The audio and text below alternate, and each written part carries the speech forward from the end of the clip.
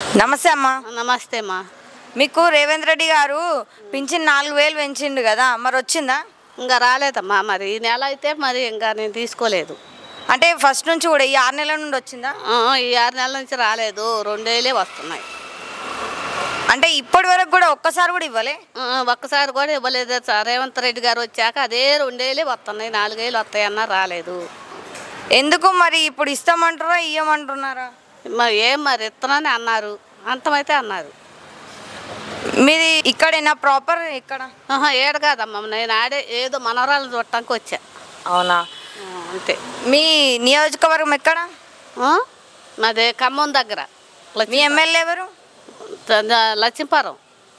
మంచిగా చూసుకుంటాడా అన్ని? మీ నియోజకవర్గం మంచిగా పరిపాలిస్తుండా? ఏమైనా సమస్యలు ఉన్నాయా మీకు?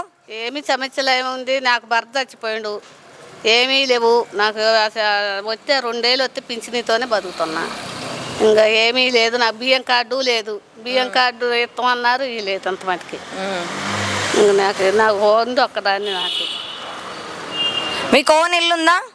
ఇల్లుంది, 2 గదులు ఇల్లుంది. అంతే.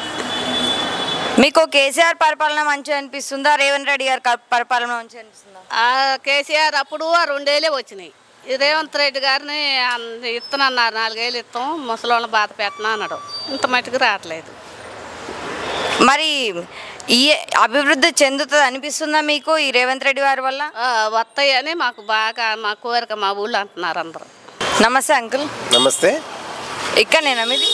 మాది బోన్పాపర, వరంగల్ అవతల మహబూబాదు. ప్రస్తుతానికి కృష్ణనగర్లో ఉంటున్నాను.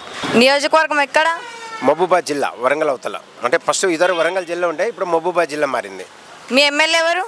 మా ఎమ్మెల్యే మురళీ నాయక్. అన్నీ మంచిగా చూసుకుంటాడా?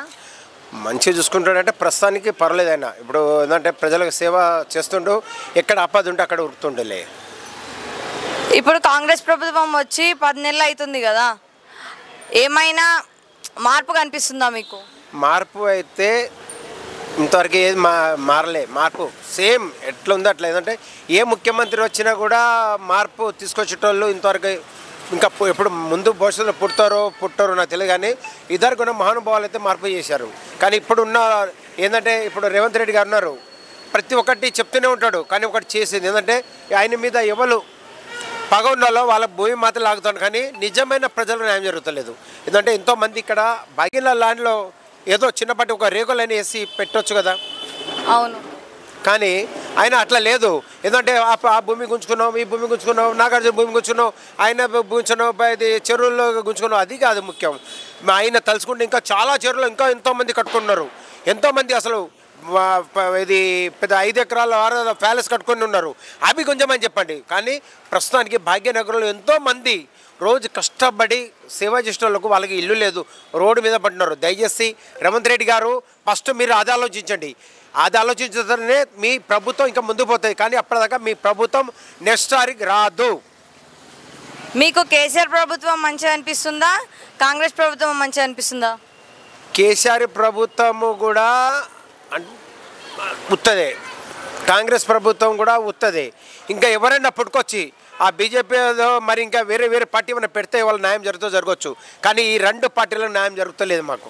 బీజేపీ వల్ల జరుగుతుంది అనుకుంటున్నారా? 100% బీజేపీ వాళ్ళ నుంచి జరుగుతుంది.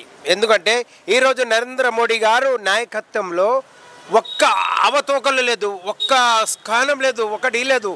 ఇవాళ నరేంద్ర మోడీ గారు ఇవాళ రామ మందిరం కట్టించాడు. ఇలా అసలు ఎక్కడ చూసినా కానీ మోడీ గారు నాయకత్వంలో మొత్తం ఎంత స్మూత్గా ఒక చోట బాంబు పిల్లు లేకుండా ఇక్కడ లేకుండా ఎంత ప్రభుత్వం ఎంత సాఫ్గా నడుస్తుందంటే